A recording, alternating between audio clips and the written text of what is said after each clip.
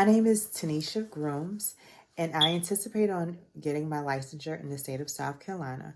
Within the state of South Carolina, one is required to obtain a master's degree in clinical mental health counseling. One is required to obtain 1,500 hours of experience. Within that 1,500 hours, 1,380 is required to be client contact. Within the 1,500 hours, 120 of that must be supervised hours. Okay, and so the supervised hours must be done with a licensed supervised counselor. So they must have a license in order to be a supervisor. And it can also be a supervisor or a mental practitioner that also has that certification as well. On the website, it does give a list of options there if you need help with finding. Once that is obtained, you have the ability to go ahead and take the exam. I meant to say that within those hours must be done within 2 years frame in order for you to still be able to qualify. Then you can take the test with the national board.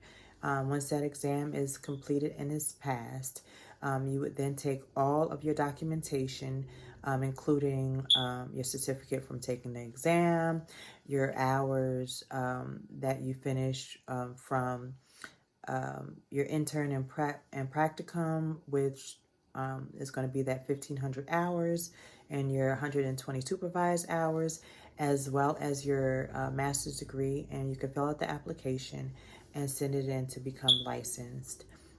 For me, once I become licensed, one of the things I would like to do is open up a personal practice that focuses primarily on young women to help them see their true identity, to work through a lot of life's difficulties, especially in diverse areas or in areas where there may be a little poverty stricken or that there are not a lot of resources. Then from there, I would honestly like to build an overall wellness center. That overall wellness center includes counseling, dietary needs. So it attaches itself to the mind, body, and the soul to help with overall healing and overall wellness. And from there, just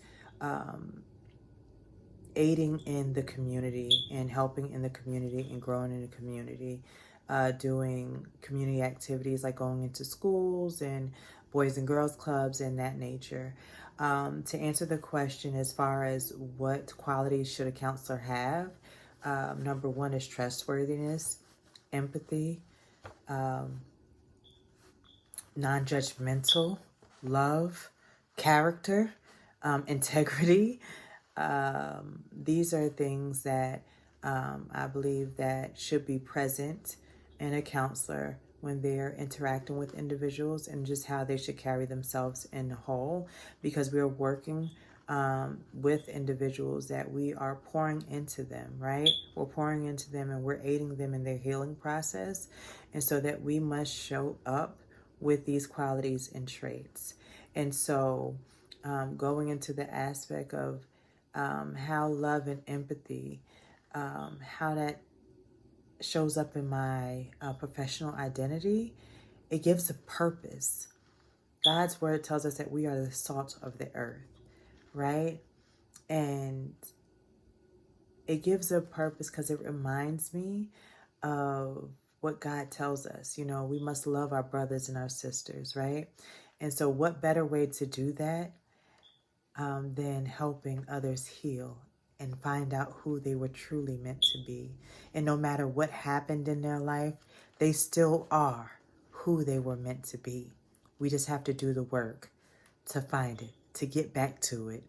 And that gives me true passion. Thank you so much for your time.